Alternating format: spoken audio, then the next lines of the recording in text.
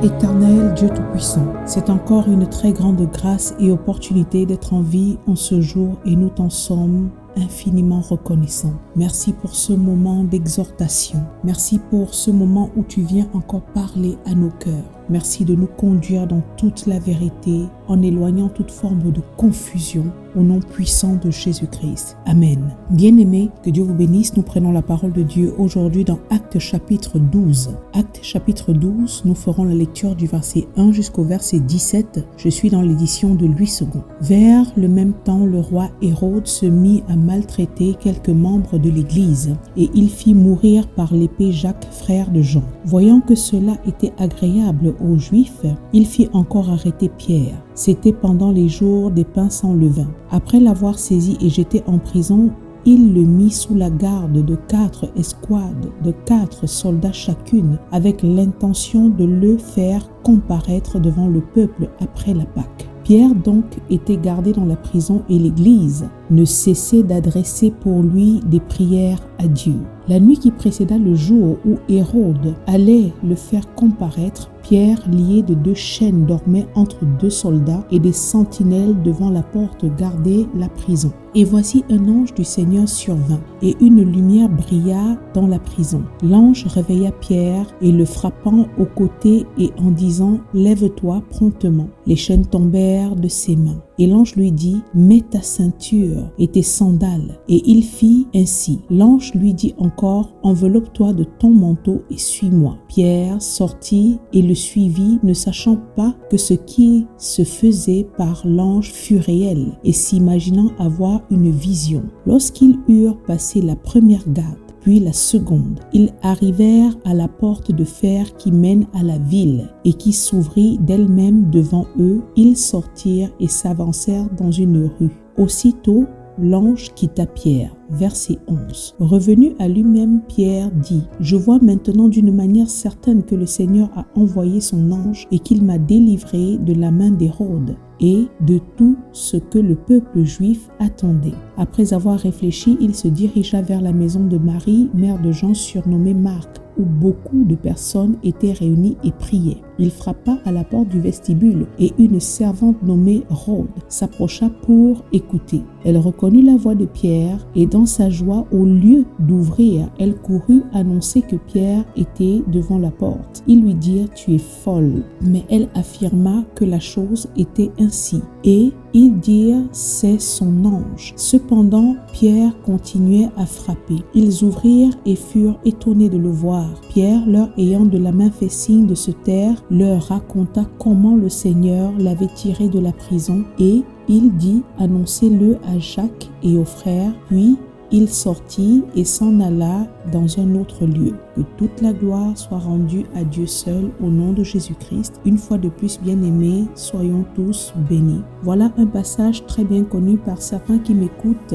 car nous avons eu l'occasion d'entendre plusieurs enseignements, exhortations sur la puissance de la prière et la capacité de Dieu à ébranler les portes des prisons. Aujourd'hui, c'est conduit par l'Esprit que nous allons aller dans le même sens, y ajoutant cependant certaines précisions spirituelles utiles à nos marches chrétiennes. Bien-aimés, la prière pour un croyant, un enfant de Dieu authentique n'est pas une option. Je vais le redire. À toi qui m'écoutes en ce moment, si tu es réellement un véritable enfant de Dieu, sache que la prière pour toi n'est pas une option, mais elle est nécessaire. La prière est une arme très puissante qui est redoutée par l'adversaire, les démons et les sorciers qui connaissent l'efficacité d'une prière fervente. Voilà pourquoi il s'évertue à distraire, alourdir, endormir bon nombre de croyants, les plongeant dans une négligence spirituelle, alors que la qualité de vie du croyant dépend de la communion avec Dieu, du temps passé également dans la prière. Si nous voulons être honnêtes envers nous-mêmes, nous allons reconnaître que les moments de prière sont parfois ennuyeux et parfois à peine on commence à prier qu'on a déjà hâte de terminer. On prend la prière comme un exercice religieux parce qu'on se dit qu'on doit prier, mais on reconnaît en nous-mêmes qu'on n'y met pas assez du nôtre. Durant les moments de prière, nous allons voir comme ça plusieurs se sentir fatigués. À peine la prière a commencé, ils commencent à manifester des signes de sommeil, des bâillements et autres. D'autres ont même des idées qui vont ailleurs, sur toute autre chose, voire même sur des pensées obscènes, des choses qui n'ont rien à voir avec la sainteté, la sanctification. L'adversaire déteste la prière et il déteste les personnes qui prient. Je redis encore qu'il connaît le pouvoir d'une prière fervente. Jacques chapitre 5 verset 16 dit que la prière fervente du juste a une grande efficacité. La prière est importante. Paul dans 1 Thessaloniciens 5 verset 17 dit « Priez sans cesse ». Et même Jésus-Christ en Matthieu 26 verset 41 disait « Veillez et priez afin de ne pas tomber dans la tentation ». Bien-aimé, c'est la personne qui prie qui reste debout, qui reste éveillé, qui reste sobre. Une prière élevée à Dieu, droitement divisée selon sa parole, une prière faite dans la volonté de Dieu provenant d'un cœur authentique a la capacité de changer puissamment le cours d'une vie, a la capacité de toucher le cœur de Dieu, a la capacité d'ouvrir des portes inespérées, a la capacité de renverser les décrets pourtant établis. Je vous renvoie à la lecture de la parole de Dieu et vous verrez comment à maintes reprises Dieu a fait concourir les choses au bien de ceux qui l'aiment. La prière provenant d'un cœur humble devant l'Éternel, qui est élevé dans le secret, dans une chambre, à l'abri des regards, a la capacité d'ouvrir des portes qui se voient même publiquement. Une personne qui a l'habitude d'entrer dans sa chambre, de fermer sa porte, de prier Dieu, tel que le dit Jésus-Christ en Matthieu 6,6, ne s'ignore pas, car publiquement les fruits manifestés sont tangibles et le contraire également se voit. Qui est chrétien sans vie de prière? Qui est chrétien charnel malgré les apparences de piété affichées? Bien aimé, cela se sait et se ressent. La vie de prière confère une autorité spirituelle tangible. Voilà pourquoi Dieu nous demande de persévérer dans la prière, d'y veiller avec une attitude de reconnaissance en Colossiens chapitre 4 verset 2. Bien-aimés, il est important que nous retournions à aimer prier l'Éternel, aimer lui parler et le laisser également nous parler, nous conduire, nous diriger. C'est au travers de la prière qu'on peut entendre Dieu, recevoir des directives claires qui nous seront utiles dans nos marches. Nous devons chérir, protéger cette communion avec lui qui nous transmet force, autorité et puissance comme nous sommes proche de l'Éternel. La prière est ce qui aplanit les montagnes, qui fait descendre le feu du ciel, incline le cœur des rois, ébranle les portes de fer, les portes lourdes. Bien-aimé, à toi qui m'écoutes en ce moment, je suis certes loin de savoir quel nom porte le défi qui se dresse devant ton chemin en ce moment, mais au travers de ces quelques minutes, je viens te dire, me basant sur la parole de Dieu qui est la vérité, Jean 17, 17, la parole de Dieu est la vérité, que oui, il est certes vrai que Jacques, frère de Jean, est mort, tué par Hérode. Oui, tu as subi de grosses pertes, des affronts, des blocages, tu traverses des eaux troubles et que sais-je, tu as le cœur rempli d'incertitude envers le lendemain. Et voilà que même Pierre également est incarcéré et son sort semble déjà être scellé par les hommes. Mais sache que Dieu n'a pas encore dit son dernier mot. J'essaie de t'illustrer au maximum cette scène afin que tu comprennes et que tu l'adaptes selon ton vécu. Il y a des pertes qui arrivent dans nos vies, comme l'était la mort de Jacques. Malgré que c'était un croyant, un enfant de Dieu, il est quand même mort, on l'a quand même exécuté. Ce sont des situations qui arrivent et où Dieu, seul dans sa souveraineté, sait le pourquoi et le comment de toutes choses. En tout temps, nous, en tant qu'enfants de Dieu, nous ne devons jamais remettre Dieu en question, mais au contraire, nous devons continuer d'avancer, qu'importe les challenges, sans se décourager, car Dieu sait pourquoi Jacques devait mourir et Pierre devait être libéré. Notre devoir est de nous soumettre, d'accepter la volonté de Dieu en tout temps, même si parfois elle nous semble compliquée, difficile, incompréhensible humainement. Rappelons-nous que les voies de Dieu ne sont pas les nôtres. Nous ne devons pas nous arrêter sur ce que l'on pourrait considérer à notre niveau comme étant des échecs. Jacques était exécuté, Pierre incarcéré. La parole dit que l'Église, les frères en Christ, ne cessaient d'adresser pour lui des prières à Dieu. Bien-aimés, voyant la condition de Pierre, les frères le soutenaient spirituellement à distance afin que les choses changent et que la vie de Pierre soit épargnée. Cependant, et là, nous entrons dans le point central de cette édition, celui que je voulais relever, la parole dit que l'Église priait. Mais quand Dieu envoya la réponse, opérant le miracle, il a envoyé son ange sortir miraculeusement Pierre de la prison, délier les chaînes. Quand Dieu a envoyé son ange parce qu'il écoutait, il a agréé les prières insistantes,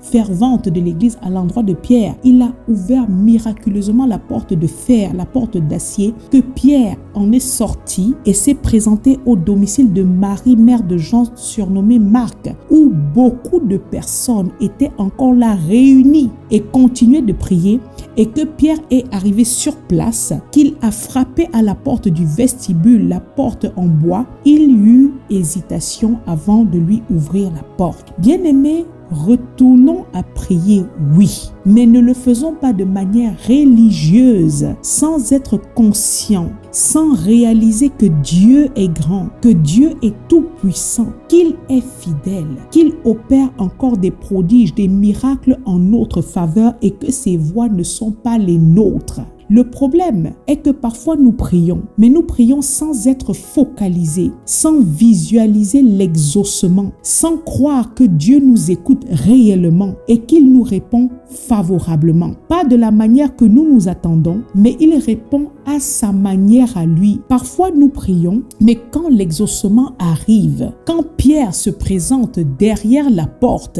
on est soit distrait, soit hésitant. Parfois même on pense que c'est le hasard, alors que Dieu n'est pas dans le hasard. Quand Dieu parle, il veille pour accomplir sa parole. On pense, face à la réponse de Dieu, face à Pierre qui se trouve derrière la porte, que c'est du délire, que c'est de la folie, comme certains ont répondu à cette servante nommée Rhode, qui signifie rose, qu'elle est folle. D'autres pensent même que c'est son fantôme. En d'autres termes, la réaction de certains frères, c'était comme de la superstition. Bien-aimés, voyons-nous la réaction de ces frères qui se tenaient dans la prière pour Pierre, pour sa libération. Sans jugement aucun de ma part sur eux, on voit l'hésitation, le doute, la superstition. Et parfois, nous aussi, nous sommes comme ça face aux réponses, face à l'exaucement miraculeux de Dieu. On ne sait parfois pas discerner les voies de Dieu, les réponses de Dieu. Et tandis que l'Éternel a déjà fait tomber les lourdes portes de fer, a déjà fait tomber les liens qui nous enchaînaient, et qu'il ne nous reste plus qu'à ouvrir le vestibule à Pierre, nous, on se met à tourner en rond. Marc chapitre 9, verset 23 dit « Tout est possible à celui qui croit ». 1 Jean 5, verset 14 à 15 dit « Nous avons auprès de Dieu cette assurance que si nous demandons quelque chose selon sa volonté, Dieu nous écoute. » Et si nous savons que Dieu nous écoute, quelque chose que nous demandions, nous savons que nous possédons la chose que nous lui avons demandée. Bien-aimés, il est important que nous réalisions l'assurance que nous avons auprès de Dieu, que Dieu nous écoute lorsque nous parlons. Et ce que nous lui demandons à l'intérieur de sa volonté, Dieu nous l'accorde. Marc, chapitre 11, verset 24 dit « C'est pourquoi je vous dis, tout ce que vous demanderez en priant, croyez que vous l'avez reçu et vous le verrez s'accomplir. » Retournons, oui, à avoir des vies de prière, mais surtout, manifestons la croyance ferme en Dieu, la croyance ferme en sa toute-puissance, la croyance ferme en son amour, en sa fidélité envers nous et surtout sachons discerner sa main et les voies de Dieu. Avec Dieu, je le redis encore bien aimé, le hasard, la superstition n'existe pas. Arrêtons de prier en pensant aux échecs, à Jacques qui a été exécuté, qui est déjà mort, mais on continue à prier quand même comme ça, alors qu'on pense toujours aux choses d'avant qui se sont mal passées pour nous et on se dit bon, on le fait comme un exercice machinal. Non, bien aimé. quand on se met à prier, à invoquer Dieu et sa toute-puissance dans une situation, on doit demeurer précis, focalisé et attentif aux détails. On ne perd pas le temps en regardant à gauche, à droite, et surtout lorsque l'exaucement arrive, on ne laisse pas Pierre derrière la porte alors qu'on était en train de prier toute la nuit. Bien-aimé, quand on prie, on doit faire confiance réellement à Dieu. Sur le comment, sur le quand, ça, c'est l'affaire de Dieu. On laisse Dieu s'en charger. Nous devons seulement rester dans cette attitude de louange, d'adoration, avec une attitude de reconnaissance à Dieu qui est notre Père. La prière fervente d'un enfant de Dieu est une arme très puissante et forte qui a la capacité de briser le joug satanique, de repousser les oppressions sataniques, changer l'ambiance même d'une pièce, d'annuler les décrets de sorcellerie, de foudroyer même les sorciers et les démons. Elle casse les portes de fer. Et donc, nous, à notre niveau, nous ne devons pas, après que Dieu a déjà accompli le plus gros, a déjà libéré nos vies, nous a déjà déliés, nous ne devons pas fermer les portes de nos cœurs. Beaucoup trop de prières sont élevées, mais sans croire réellement en la toute-puissance de Dieu. Bien-aimé, je viens te dire, au travers de ces quelques minutes, que Dieu t'entend. Il regarde ta condition, il te connaît, il voit tout ce que tu endures, ce par quoi tu passes, et il attend que tu manifestes la confiance en lui, que tu lui fasses confiance dans ce challenge. Dieu entend et écoute, il exauce nos prières. Bien-aimé, relève-toi, fais confiance à Dieu. Tu as un besoin, ok, va dans la parole de Dieu, recense toutes les promesses qui s'attachent à ce besoin. Reste en communion avec Dieu, mène une vie d'obéissance, de sainteté, de sanctification. Rappelle à Dieu ses promesses qu'il a consignées dans sa parole. Fais-lui confiance. Sois attentif, veille sur les détails, sache discerner quelles sont ses voies et avance. Et tu verras le miracle s'opérer dans ta vie. La parole dit que Pierre est entré et ensuite il leur a raconté. Il leur a raconté ce qui s'était passé. Après avoir parlé avec eux, il a rendu témoignage et il leur a demandé d'aller annoncer également la bonne nouvelle. Que Dieu vous bénisse abondamment au nom puissant de Jésus-Christ de Nazareth.